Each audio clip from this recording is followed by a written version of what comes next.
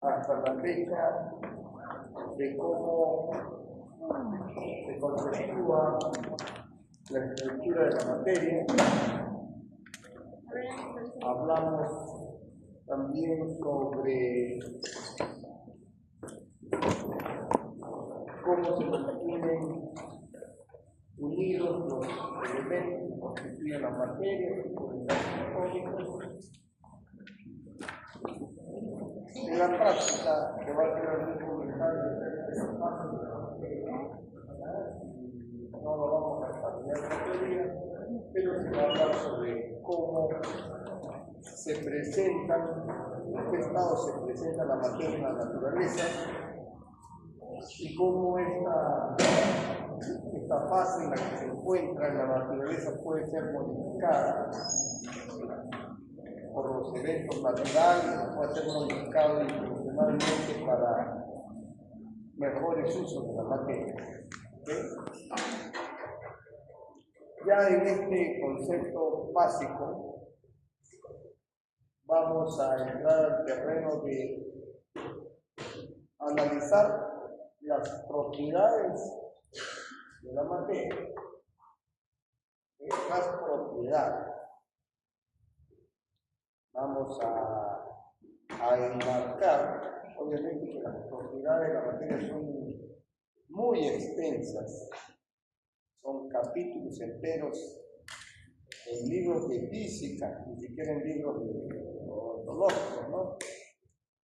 En los textos de materiales dentales que tenemos nosotros a la mano. Por lo general, el primer capítulo es el que habla sobre propiedades de la materia y aún así es bien.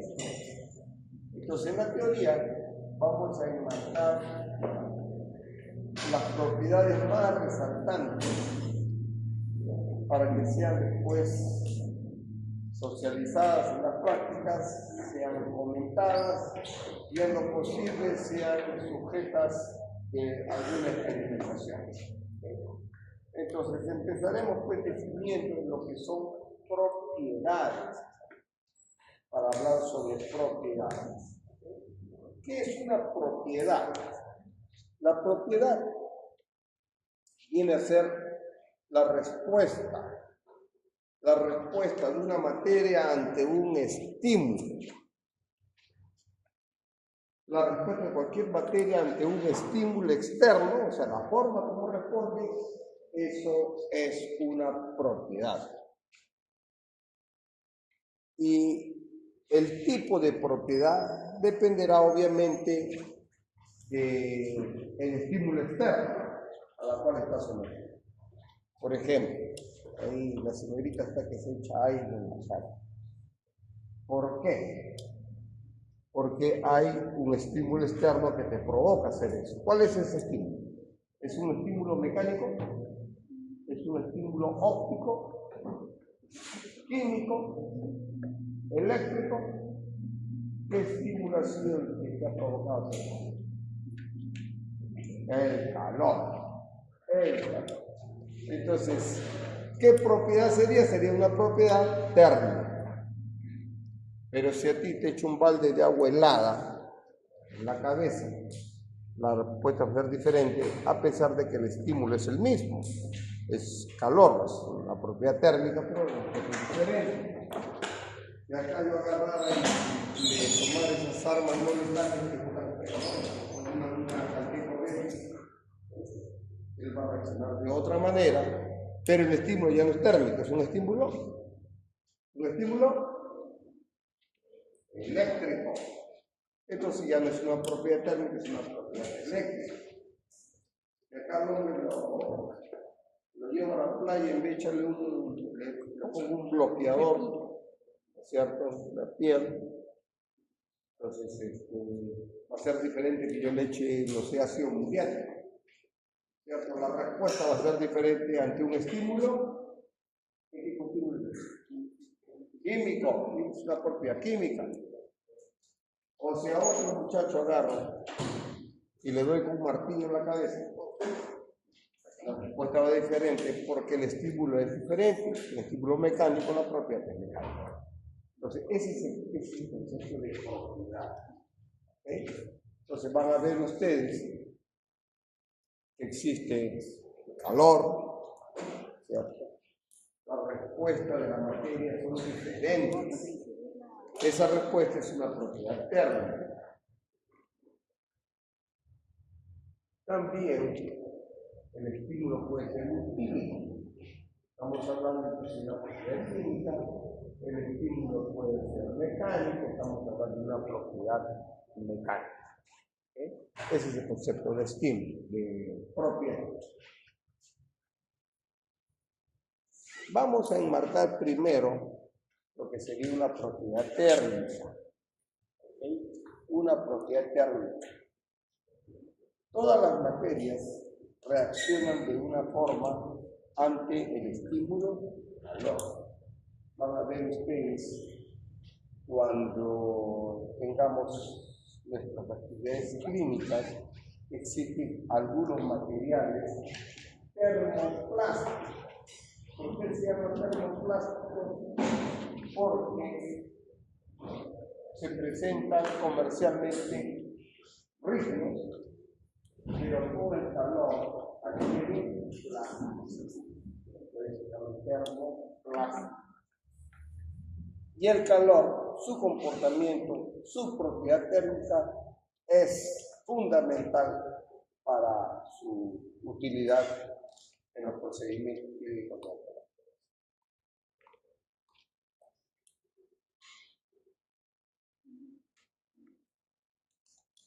Primero, pasa adelante. Nuestro primer dormido.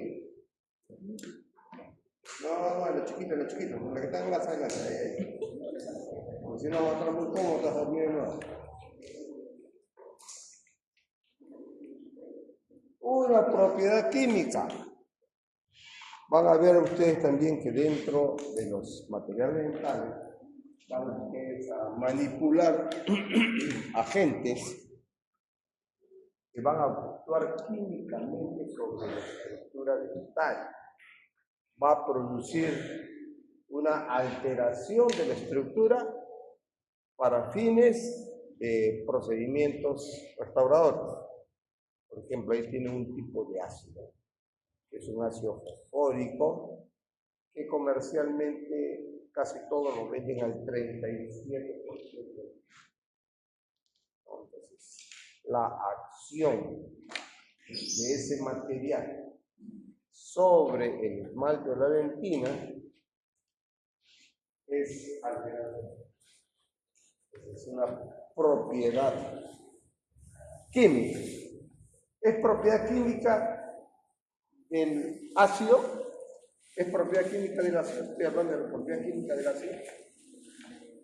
Es la propiedad química del esmalte, porque la propiedad es la respuesta de la estructura a las cuales se está sometiendo un agente. La respuesta que va a tener el esmalte va a ser diferente a la dentina y obviamente diferente a la pulpa, ¿no? Porque son propiedades químicas diferentes. Vamos a tener también propiedades mecánicas. Todo el mundo acá, a ver, ¿quién no tiene una restauración en la boca? ¿Quién no tiene ninguna restauración en la boca? Que levante la mano.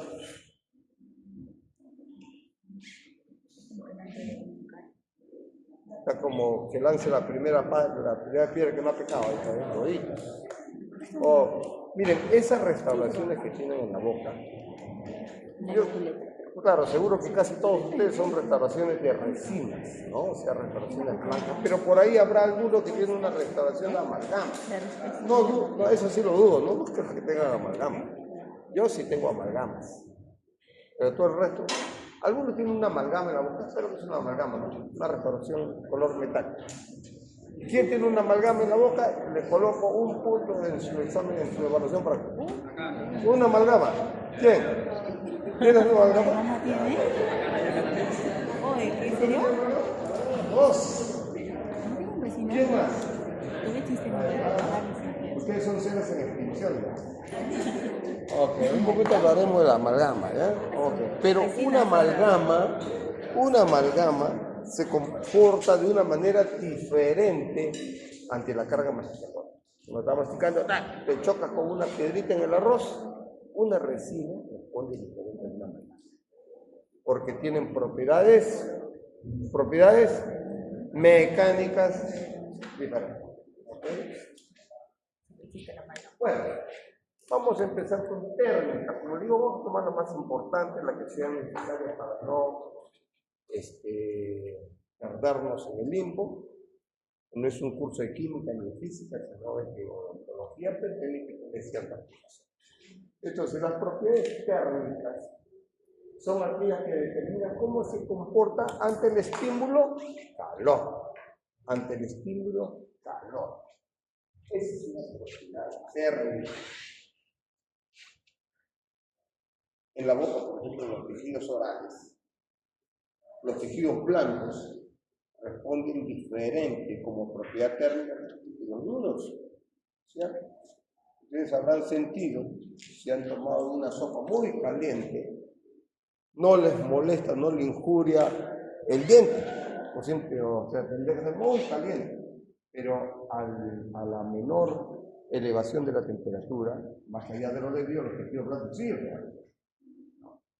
Entonces, muy importante las propiedades térmicas de los materiales. Y estas propiedades térmicas tienen que ver mucho con la manera de conducir el calor. Okay, hay materiales que conducen muy bien el calor. Pase. Gracias por el permiso. Conducen muy bien el calor desde la fuente hasta los extremos. Conducir el calor. Otros, como retienen calor. Conducir, retener calor. Otros, como cambian dimensionalmente por el calor. ¿Okay? Entonces, son diferentes formas de reaccionar, sus dimensiones, su calentamiento, su forma de conducir. El calor en varias acciones. Vamos a hablar de uno de ellos, el calor específico. El calor específico, que se define como la cantidad de calor que necesita una unidad de masa de un cuerpo para variar su temperatura en 1 grado.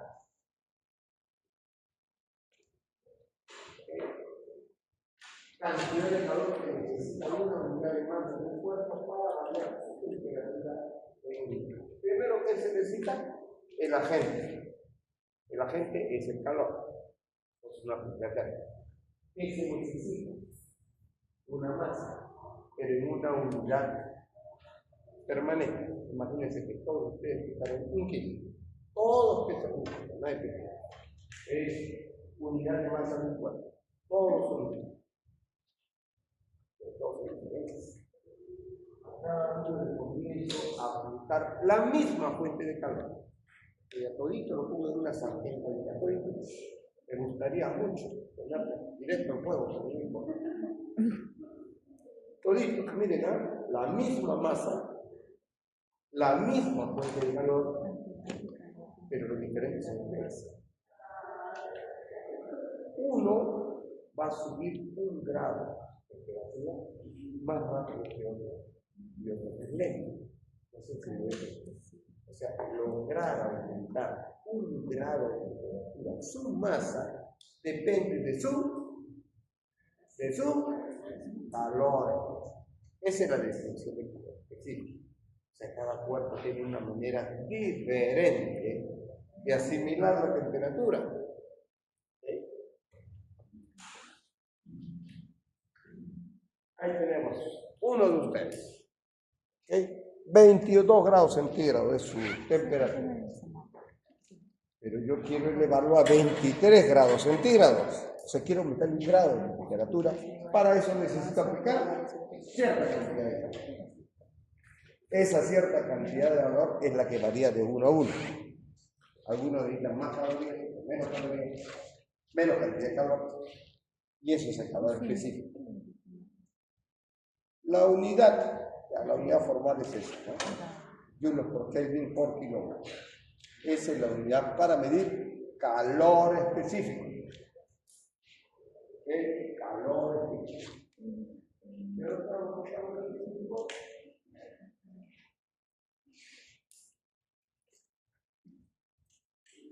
Otro punto que tenemos que ver, bastante en prótesis se utilizan muchas aleaciones. En prótesis se utilizan, en lo anterior, tal vez una aplicación que podamos tener respecto a esto, es las restauraciones que van sobre las cavidades de las piezas dentarias que han tenido caries. ¿Okay? Imagínense un material que está cerca de la pulpa, que se calienta muy rápido. O una prótesis que llevan los pacientes, ahorita los pacientes mayores usan esas prótesis completas, totales. Algunas se calientan más rápido, menos o no se calientan, y ese estímulo de calor incomoda mucho al paciente, ¿no? Respecto a los calores específicos. El punto o intervalo de fusión en general sería cuando una materia pasa de una fase sólida a una fase líquida, ¿cierto? Pero el punto de fusión, intervalo de fusión, acá está referido a ese tránsito de sólido a líquido, pero de los metales o aleaciones, metales o aleaciones. Porque también hay un punto de fusión de sólidos que no son metales, como el hielo, ¿no? Una vela, etcétera, etcétera. Pero acá nos estamos refiriendo, pasa esto. Oye, pero acá no es nido, no es inicial, no sé por qué. Es equivocado. Es un niño, ¿no? Entonces, punto, ¿y por qué pongo punto o intervalo? Porque es claro, fusión, se entiende fusión, ¿no es cierto? Porque obviamente, el punto de fusión es la temperatura en la que la reacción pasa del estado sólido al estado líquido. Eso es claro, fusión. Pero ¿por qué puede ser punto o intervalo? Obviamente que cuando yo hablo de punto, quiere decir que es un valor de temperatura, por decir 900 grados centígrados. Una determinada aleación o un metal que empieza a 27 grados centígrados, estamos ahorita, llega a 400, sigue sólido, llega a 600, sigue sólido, llega a 850, sigue sólido, pero cuando llega a 900, pasa de sólido al líquido, ese es el punto de fusión. Pero ¿qué pasa si llego a 900? Y claro, y comienza a fundirse, pero no se funde del todo. Pasa un tiempo y un aumento de temperatura 900, 901, 902, 905 y sigue fundiéndose. O sea, no se funde en un punto, sino se funde en un intervalo. ¿Se entiende? La fusión empieza a los 900 y termina a los 920. ¿Por qué puede ser punto de fusión o intervalo de fusión? Porque en metales puros nosotros hablamos de punto de fusión, o sea, cuando tenemos un elemento puro, oro, plata, cobre, zinc, estaño, es un metal puro. Obviamente que a veces en la naturaleza no se encuentra totalmente puro, pero si tiene un 2% de impureza se considera de todas maneras puro. Y su temperatura de fusión es un punto, es un valor. Pero cuando hay una aleación, hablamos de intervalo de fusión, porque en una aleación hay varios elementos, hay varios metales. Por ejemplo, el oro de nuestras joyas. El oro de nuestras joyas es un oro de 18 quilates. O sea, no es un oro de 24, o sea, no es un oro elemento puro, es una aleación de oro que generalmente tiene cobre. y tal vez otra plata también creo que tiene. Entonces, si tiene 3 metales la aleación, cada uno tiene un punto de fusión diferente. ¿Se entiende lo que estoy diciendo? Entonces, la fusión empieza con el metal que está en la aleación de menor punto de fusión. Luego sigue el siguiente metal y al final funde el metal que tiene más alto punto de fusión. Vas a acompañar los 360 terceras. Adelante, compañero. Tenemos una parejita arriba. Ahí hay que ver. Por acá hay que se están cabeceando. Ok, miren acá a la izquierda, por ejemplo, la materia A vendría a ser un elemento puro. Elevamos la temperatura, llega a un valor de temperatura X y ahí comienza a fundir. ¿Ok? Póngale pues, no sé, 200 grados. Por un tiempo se va consumiendo calorías, pero la temperatura sigue en el mismo sitio, en 200. ¿Qué cosa quiere decir? Que es un punto de fusión, no varió, es un punto. Cuando funde toda la masa que han puesto, vuelve a subir la temperatura. ¿Okay? Ya obviamente para ir a otra fase, seguramente. Pero es un punto, ¿se dan cuenta? En cambio, a la derecha tienen la materia B, y vean ustedes que se llega a una temperatura, y tenemos un valor de temperatura Y, que es el punto de fusión. Pero punto de fusión del primer metal que está en la aleación. La aleación es un conjunto de metales, ¿no? O sea, el metal de más bajo punto de fusión es el que comienza a fundir. Y luego la temperatura sigue elevándose. ¿Se dan cuenta? Ahí sí cambia la temperatura, va elevándose. ¿Para qué? Para comenzar a permitir fundir los otros metales que tienen otro tipo de fusión. Hasta que funde el último metal, leen ustedes ahí y ahí tienen ustedes un valor X. Quiere decir, y después ya sigue calentándose más, ¿no? Pero ya todo en fase líquida.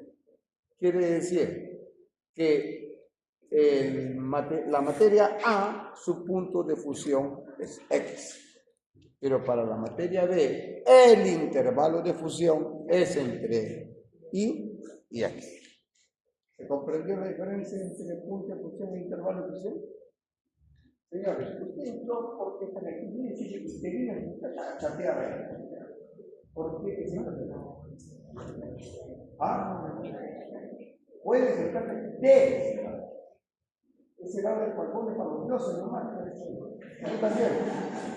Adelante. Si sienta atrás, agarra su celular y ya.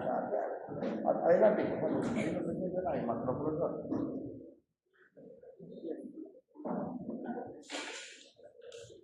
Ok. Punto o intervalo de fusión.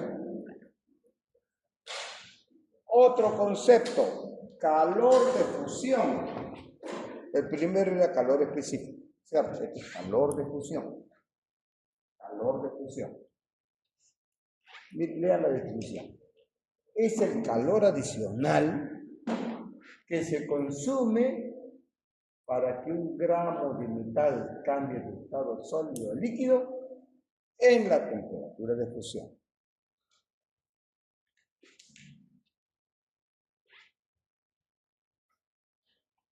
¿Se acuerdan del punto intervalo de fusión?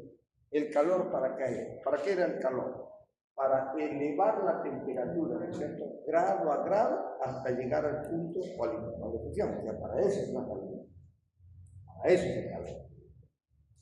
Pero hay un momento en que ustedes van a gastar calor, pero la temperatura no va a subir para nada. O sea, sigue la temperatura en un mismo valor, no sube. Y ustedes dirán, pero oye, estoy gastando calorías y la caloría es para que suba la temperatura. ¿Por qué acá no sube? ¿Por qué se queda estacionario? ¿Por qué? Porque esa caloría ya no se está utilizando para elevar la temperatura, sino para pasar un gramo de sodio a un gramo de sodio, un gramo de sodio. Cuando todos los gramos de sodio pasaron a líquido, ya no hay nada que pasar de una fase a otra, ya la caloría comienza a hacer subir. ¿Se entiende lo que estoy diciendo? O sea, esto es el calor de fusión. ¿Fácil? ¿Qué fácil? A ver. ¿Qué hora fue? Ya no, señor, ya no. Cierre la puerta. Cierre la puerta. 8:27. Entonces, miren ustedes acá.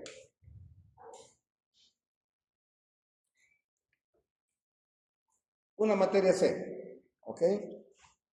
Lo sometemos a una fuente de calor y se eleva la temperatura hasta llegar al punto de fusión. 900 grados. Ese es su punto de fusión. Miren, si yo mantengo la fuente de calor prendida, ¿qué pasa? Prendida, lo lógico es que siga subiendo la temperatura, ¿no es cierto? 901, 902, pero no, cuando llega al punto de fusión ya no sube la temperatura a pesar de que se sigue consumiendo calorías. Miren, hemos consumido, por decir un valor, 50 calorías para llegar al punto de fusión, que es 900 grados. En este momento, miren, se sigue consumiendo calorías hasta 60, pero la temperatura sigue siendo 900. ¿Qué pasó con estas 10 calorías? Ya no produjo el ascenso de la temperatura, o sea, ¿para qué se utilizó 10 calorías? Para pasar un gramo de metal de sólido ahí. Algunos tienen esto bien largo, se necesitan 80, 100 calorías para pasar su fase sólida a su fase líquida. Y hay otros que necesitan menos, 2 o 3 rápido. ¿Se entiende lo que estoy diciendo? Eso se llama el calor de fusión. Es un gasto adicional de calor. Para los que todavía hemos trabajado en odontología, fundición de metal. ¿Ustedes ya no hacen eso ya? Antes nosotros los alumnos teníamos que procesar nuestras restauraciones metálicas nosotros mismos, fundir nuestras aleaciones, hacer los llamados colados, como vamos a ver después. Vela, ¿no? Entonces, esto es calor de fusión.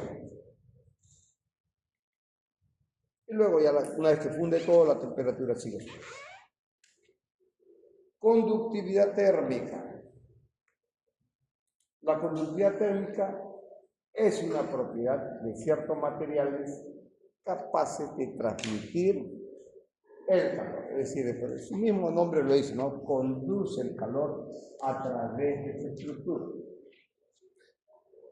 Ustedes pueden poner en el extremo de una materia una fuente de calor y ese calor puede ir avanzando a lo largo de su estructura conduciendo el calor. Lo conduce el calor.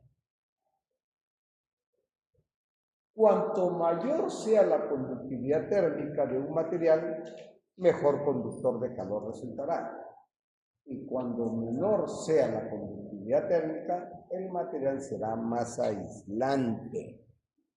Por eso que ustedes ven las ollas, cocina, o casi todos los utensilios de la cocina que van a ir al fuego, tienen una materia que es para que esté en contacto con lo que quieren cocinar, pues un trozo de carne, aceite, no sé, pues agua.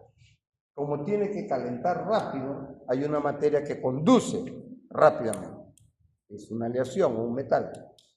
Pero necesitan como coger esa herramienta de cocina sin que se queme. Entonces necesitan otra materia que no conduzca bien el calor. Por eso que las tapas, todas las asas, es un material diferente. Es un material de baja conductividad térmica mientras que el resto digamos, de la olla sí es de alta conductividad.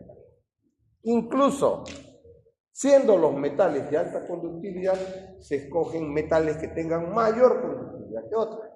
Por ejemplo, hay unas ollas que tienen una base roja media, ¿no?, que es de cobre, ya que son más caras que el resto, que es aluminio, porque el cobre tiene mayor conductividad térmica que el aluminio, ¿no? Y así, ¿no? Aquí en Boca van a ver ustedes que también vamos a utilizar muchas aleaciones para hacer prótesis que tiene que ver. La unidad de medida de la conductividad térmica es vatios por metro cúbico. Esa es la unidad de medida de la conductividad térmica. Vatios por metro y medio.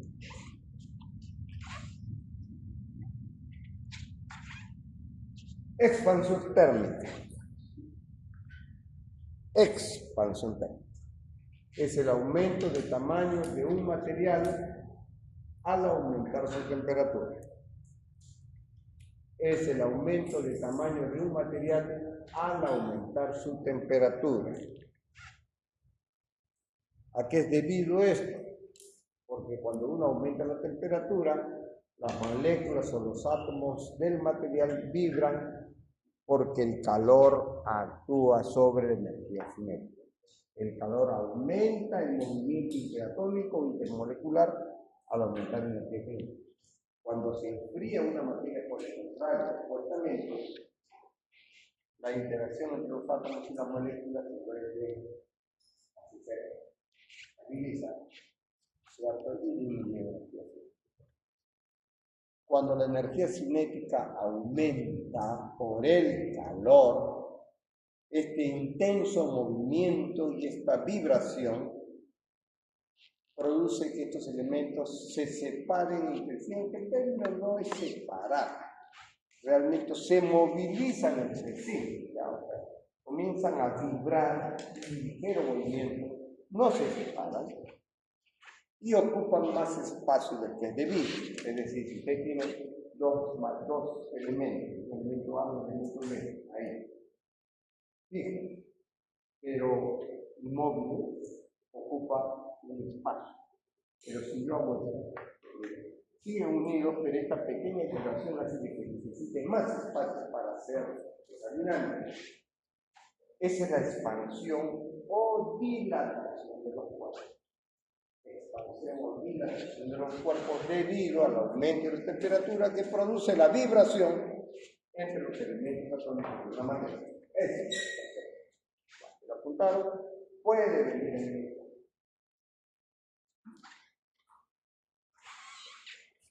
En odontología, por ejemplo, bueno, por dar un ejemplo, ahí tienen ustedes una barra de oro a 20 grados centígrados y esa es su longitud. Solamente vamos a ver longitud, pero porque la expansión es en tres dimensiones. Si yo aumento la temperatura a 25 grados centígrados, se produce una expansión lineal. Ya eso es una prueba de laboratorio. Una expansión lineal. Que para el oro es esa parte roja. Pero para la plata, otra. Y para el zinc es otra. Por eso es que la expansión térmica, ya aplicada a cada elemento, se denomina coeficiente de expansión térmica. Cada materia tiene un coeficiente de expansión térmica.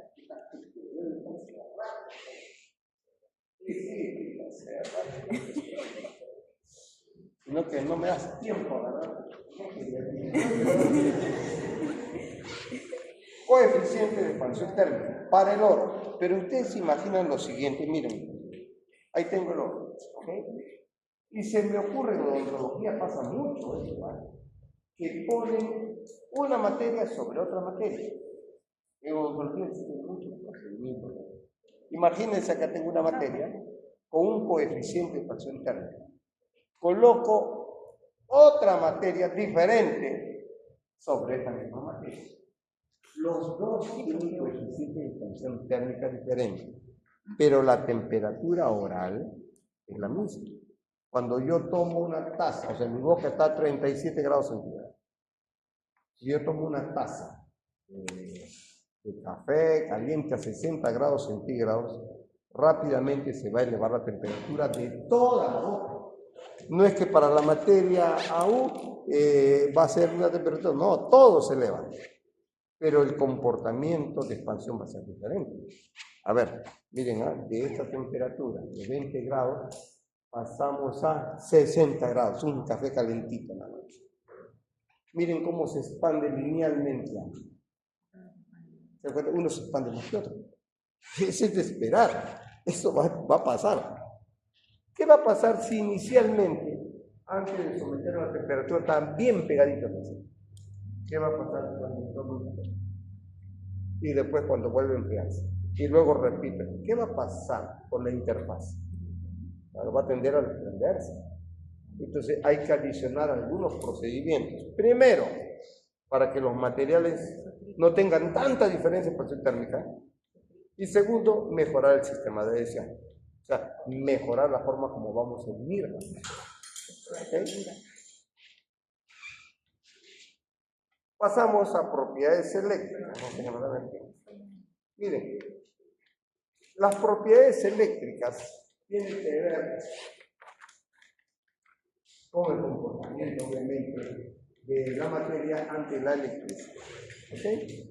Esto lo vamos a pasar un poquito más suavemente. Tiene bastante analogía con la térmica respecto a la conductividad, ¿ya?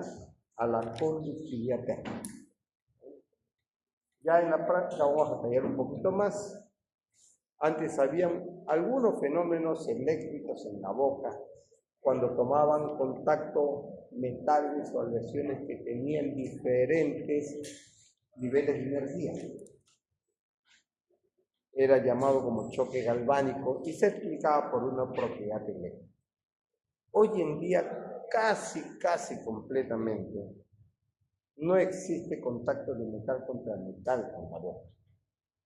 Casi todos los metales ahora están revestidos de materiales aislantes. La alta corriente estética hace que los metales sean muy mal vistos. Nadie quiere metales en la boca. Pero yo no entiendo por qué las chicas se llenan de metales en la cara, en las orejas, se hacen huecos, te meten... O sea, hay conceptos diferentes. ¿Qué chica no tiene un arete ahí de metal?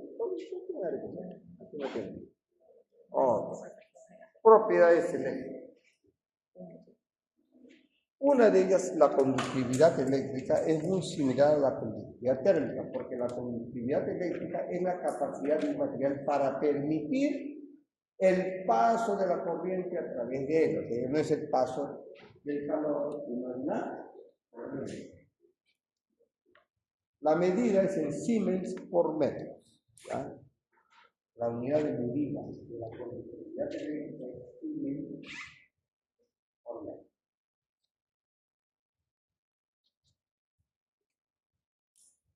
Opuesto a la conductividad eléctrica es la resistividad eléctrica. La resistividad eléctrica es una propiedad de los materiales que mide cómo se opone al paso de la corriente. Resistividad, la resistencia, ¿no? Y se mide por ohmios por metro. Se mide en ohmios por metro. Así tenemos nosotros materiales que son conductores y materiales que son aislantes de la energía. Lo mismo que la térmica, con conductores eléctricos. Rápidamente, dejemos propiedades térmicas y eléctricas, propiedades mecánicas, su nombre es puesto, ¿no? Por demás ilustrativo, el comportamiento de la materia ante estímulos producto de la fuerza mecánica. La fuerza, ya tienen un montón de definiciones ustedes. Fuerza, acción que modifique el estado de reposo o de movimiento de un cuerpo. Eso es fuerza. ¿Okay? Ya Aristóteles decía que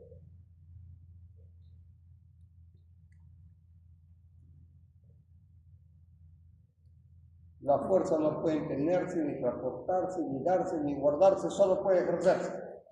¿Ok? Esa es una característica de la fuerza. Las fuerzas aparecen cuando hay una interacción. Si no hay interacción, no hay fuerza, pues. Si yo me paro frente a un luchador y lo estamos mirando, no hay fuerza. Pero si nos tomamos de los brazos, nos empujamos, ahí recién aparece la fuerza. Por eso que la fuerza no se guarda, pues, no se transmite, es una interacción. ¿Okay? Es una interacción. Cuando la interacción se rompe, obviamente que la fuerza es tampoco se puede recuperar la fuerza, tampoco se puede dar, la fuerza se ejerce. ¿Ok? Ese es un principio de fuerza. Esos conceptos son universales, son leyes de física, conceptos de fuerza.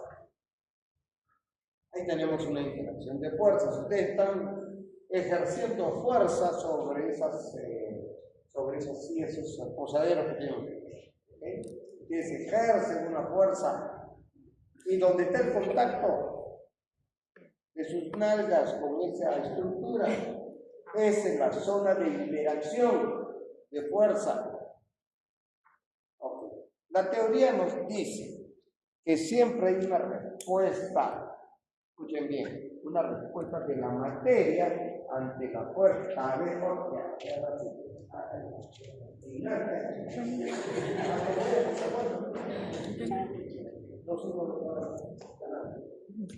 entonces, si yo aplico una fuerza X, 50 newtons sobre una materia, yo puedo esperar que la respuesta de la materia sea igual, de 50 newtons, pero en sentido opuesto, ¿no es cierto? O sea, que no deja de ser cierto, ¿no? O sea, una fuerza de 50 newtons sobre el asiento y el asiento responde con otra fuerza de 50 newtons, pero en sentido contrario. Pero acá hay una diferencia.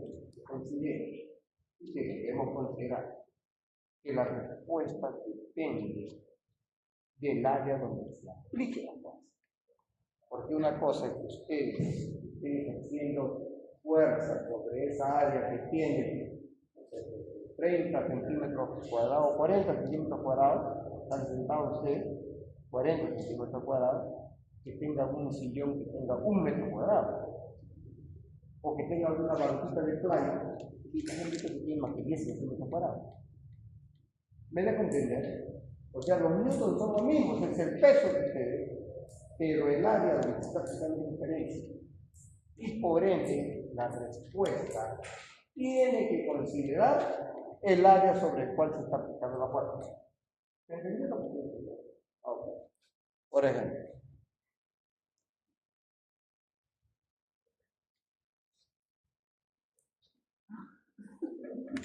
ahí están, pues. Miren ustedes, la fuerza que aplica sobre esta fuerza, el área es igual. Pero miren esta fuerza, bueno, o sea, el área es diferente. Es muy importante el área sobre el cual se está aplicando la fuerza para ver la respuesta.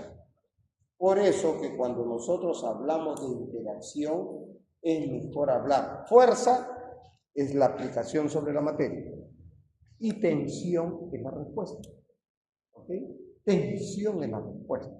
Es una fuerza también, pero es una fuerza considerando el área sobre el cual está. Bajo ese concepto, la tensión que desarrolla este luchador ante esta fuerza, ¿ah? ¿Es la misma tensión que desarrolla este luchador contra esta fuerza? ¿Cuál desarrolla más tensión? ¿A o B? ¿Azul o rojo? ¿Quién desarrolla más tensión? O sea, ¿quién responde? O sea, ¿quién se siente más exigido? ¿Azul o rojo? Rojo. A pesar que la fuerza es la misma, escuchen bien, ¿eh? La fuerza es la misma, la respuesta va a ser diferente. ¿cuál de los dos se va a quebrar más rápido? ¿El azul o el rojo? El rojo. Es igual usted, si usted se sienta en un sillón de 1 metro cuadrado o se sientan en una banquita de 10 centímetros cuadrados, ¿cuál banquita se va a romper primero con el pesazo que tiene usted? La chica, la chica ni hablarle de peso, a la chica no se le puede preguntar ni edad ni peso, se rayan, ¿no? Fuerza, tensión, entonces son dos cosas diferentes. ¿Okay? Ahí tienen las dos materias. Miren, a las dos le vamos a aplicar en la misma dirección el mismo valor de fuerza, 50 newton, pero sin embargo la tensión que se genera es diferente por el área sobre el cual se está aplicando. Fuerza, tensión. Fuerza, tensión. Fuerza, que en unidades se miden en newtons. Esa es su unidad de fuerza, o sea, lo que se aplica. Usted lo puede enunciar como newtons. ¿Okay? Ahí está la definición física de Newton.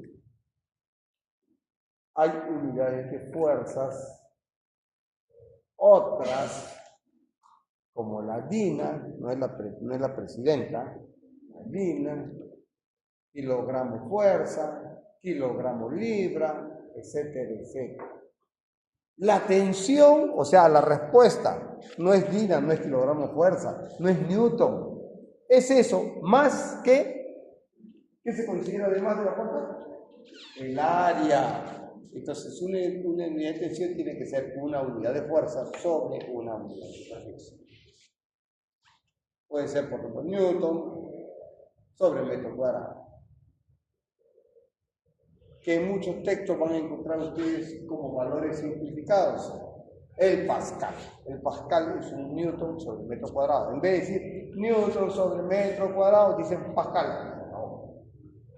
Ahora, también hay unidades, ¿no? Pascal.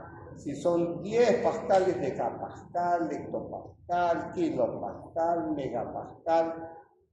Oh. Ahora, esa tensión que se desarrolla al interior de la materia, esa tensión que se desarrolla al interior de la materia, tiene tipos y formas, que dependerá de la forma como se aplica. Si yo aplico una fuerza en ese sentido que ven ustedes, sentido contrario, en la misma dirección, que tienden a aplastar, a comprimir la materia, estamos hablando de una fuerza compresiva. Si hago lo opuesto, una tensión traccional. Una fuerza traccional genera una tensión traccional. Una fuerza compresiva genera una tensión compresiva. Y si hago otra fuerza, ejerzo como parecida a la compresiva, pero en diferentes direcciones, una pasa pegadita a la otra, se produce un efecto de corte, de cizallamiento o tangencial. Una fuerza tangencial que genera una tensión tangencial. Y existe otro tipo de fuerzas que se hace sobre materias que están soportadas por pilares. Como ven ustedes ahí tienen ustedes una materia puesta sobre dos apoyos. Si yo ejerzo una fuerza en el centro, se va a flexar de esta manera, ¿se dan cuenta? Ustedes alguna vez han agarrado un embutido Frankfurt y Berlín, y después lo doblan, como si fuera una U, lo doblan. En la parte interna del embutido, está en la parte interna de la U, ¿se arruga o se estira? No, estoy doblando así como un tubo. Hay una parte inferior de la U y hay una parte superior. ¿Se entiende lo que estoy diciendo? ¿Se imaginan ustedes con un color de eso? Ya, ok. En la parte interna, ¿qué pasa? ¿Se estira o se arruga? Se arruga. Y en la parte de abajo se estira. O sea, por arriba se arruga, se comprime y por abajo se estira. Es decir, tienen dos respuestas de tensión, una compresiva y una traccional, con un solo estilo. Eso se llama tensión flexural. En la parte interna, se comprime, la parte externa se tracciona. Esa es una tensión flexural, que es la suma de las tensiones compresiva y tracción. Ahí te dejo dos, ¿eh? ¿Les hacen esto? Eso es lo que pasa. Es rico, ¿no? Sí. Compresiva, tracción. Ahora, estas tensiones producen deformación. Estas tensiones, antes de romperse, producen deformación. Deformación, es que hay un montón de definiciones de deformación. Ya ustedes ya escojan la mejor definición que quieran. Tipos de deformación. Miren, acá tengo la materia A. Le aplico compresivamente 50 newtons y luego se produce esta deformación. Retiro la fuerza de 50 newtons y recupera la forma. Es una deformación elástica. Otra materia, materia B, aplico las mismas fuerzas, igual compresiva, del mismo valor, 50 newtons. La materia se deforma, retiro la fuerza y la materia no recupera su forma. Es una deformación plástica. Deformación plástica. Entonces, dos tipos de deformación. Deformación elástica, deformación plástica. La deformación elástica es una deformación transitoria, momentánea, que está presente mientras se está ejerciendo la fuerza. La fuerza desaparece, la deformación también. La deformación plástica es una deformación permanente que, aunque cese la fuerza, no recupera. Preguntas.